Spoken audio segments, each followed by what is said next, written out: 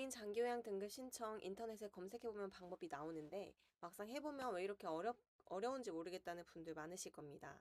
신청은 했는데 연락이 안 오거나 조사는 받았는데 탈락했다는 분들도 계시고요.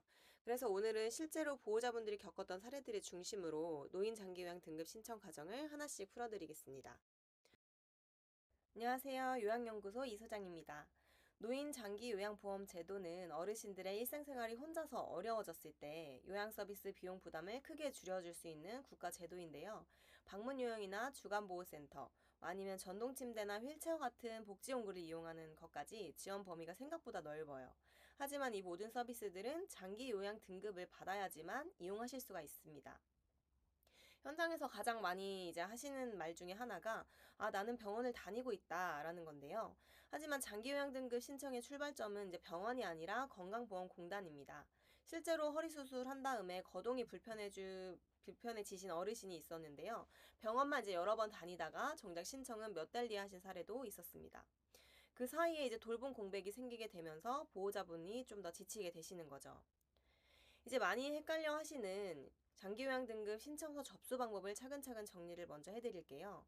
생각보다 방법이 여러 가지가 있지만 처음 하시는 분들께서는 이제 어떤 걸 선택해야 할지부터가 어렵습니다. 장기요양 등급 신청은 크게 네 가지 방법으로 할 수 있는데요. 가장 많이 사용되는 방법은 신청서를 직접 작성해서 팩스로 보내는 방식입니다. 신청서는 이제 국민건강보험공단 홈페이지에서 장기요양인정 신청서를 검색하시면 바로 내려받으실 수가 있는데요. 어르신 본인이 신청하시는 경우에는 기본 인적사항과 우편물 수령 주소, 어르신 신분증 사본 이렇게 준비하시면 되고요. 보호자분이 대신 신청해 주시는 경우에는 어르신 정보와 보호자 정보, 어르신 신분증과 보호자 신분증 사본 이렇게 두 분의 자료를 함께 보내셔야 됩니다. 팩스를 보낼 때 어느 지사로 보내야 되는지 이 부분에서 되게 많이 막히시는데요. 이럴 때는 주소 기준으로 가장 가까운 국민건강보험공단 지사로 보내시면 됩니다. 지사 번호를 이제 모르시는 경우가 많아요. 그러면은 공단 대표 번호 1577 1000번에 전화해서 우리 어르신 주소를 이제 말씀드리고 어디로 팩스를 보내야 되나요? 라고 물어보시면 정확하게 안내 받으실 수 있습니다. 이 과정이 번거롭게 느껴지신다면 이 단계에서부터라도 연구소로 전화 한 통 주시어도 괜찮습니다. 주소 말씀해 주시면 저희가 접수 방법부터 서류 작성 아니면 어디로 어떤 지사로 팩스를 보내야 되는지 도움 드리고 있습니다.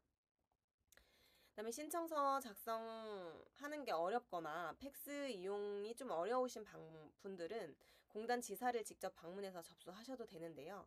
지사에 방문하게 되시면 직원이 신청서 작성을 도와드리고 또 신분증 확인한 다음에 접수를 진행해 주실 거예요. 다만 어르신은 직접 모시고 가실 필요는 없고 보호자분만 방문하셔도 신청은 가능합니다. 컴퓨터로 이제 하시거나 스마트폰 사용이 좀 더 익숙하신 분들은 공단 홈페이지나 어플을 통해서 온라인 신청도 가능한데요. 다만 공동인증서나 본인 인증 과정 이런 게 좀 필요해서 보호자분들 중에는 이 단계에서 미리 포기하시는 분들도 많아요. 그래서 온라인 신청은 좀 익숙하신 분들께만 추천을 드리는 방법입니다. 이쯤에서 이런 생각이 좀 드실 수 있어요. 설명은 이해가 되긴 하는데 혼자 하려니까 좀 복잡하다라고요. 그래서 이걸 직장 다니면서 어떻게 다 하냐 이렇게 말씀하시는 분들도 많이 있습니다.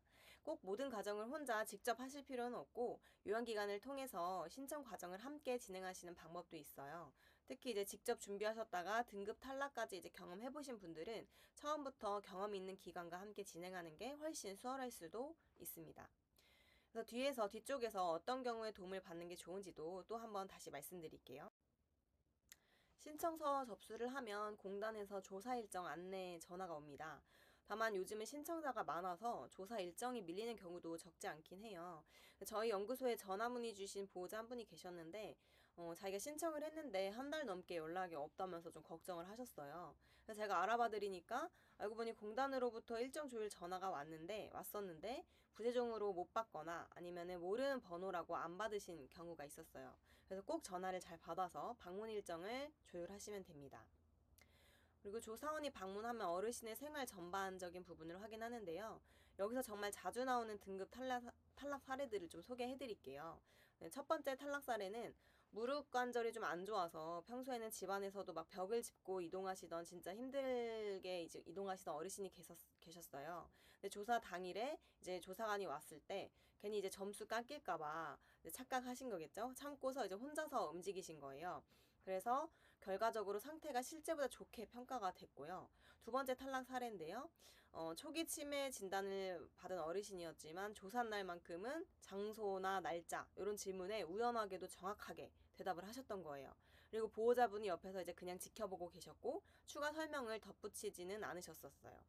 그래서 인지 저하가 충분하게 이제 반영되지 않아서 이제 등급 신청에 탈락이 되셔가지고 상담을 주신 분들이 있었어요. 그래서 이런 경우는 저희가 상담 후에 다시 재신청하셔서 유의사항을 체크를 하고 등급을 이제 다 받아들였는데요.